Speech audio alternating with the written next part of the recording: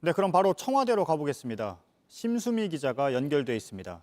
심 기자, 오늘 청와대의 공식 입장이 나왔습니까? 네, 오늘 청와대 국가안보실은 북한 상황을 예의주시하면서 배경 분석에 주력한 걸로 전해집니다.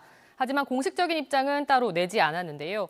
오늘 조치가 군사행동 취소가 아닌 보류인 만큼 청와대까지 나서긴 조심스럽다고 보는 겁니다. 다만 빠른 속도로 높아지던 남북 간 긴장의 수위가 잠시 멈췄다는 면에서 안도하는 분위기는 감지됩니다.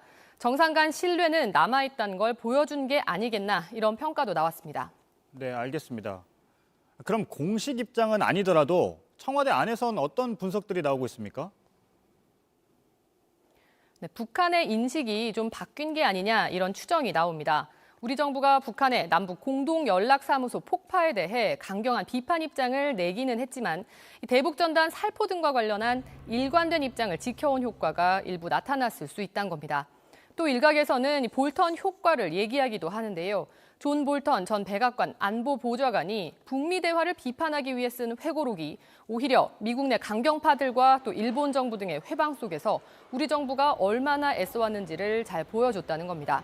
지난 2년 대화에 숨겨졌던 면이 드러난 게 김정은 위원장에게 영향을 끼쳤을 수 있다는 분석입니다. 한 정부 소식통은 볼턴 회고록 내용이 알려진 뒤로 아직까진 북한 당국자의 대남 비판이 없다고도 했습니다. 네, 어떻게 보면 지금 숨고르기라고 볼 수 있을 텐데요. 청와대는 이제 어떤 걸 준비하고 있습니까? 네, 각종 채널을 모두 가동해 남북 대화를 재개하기 위한 다양한 시도를 할 걸로 보입니다. 오늘 정세균 총리가 갑자기 대북전단 살포 지역 현장 점검을 다녀오기도 했는데요. 이런 일정도 오늘 김 위원장의 보류 결정에 화답을 하면서 대화 모멘텀을 만들려는 시도로 보입니다.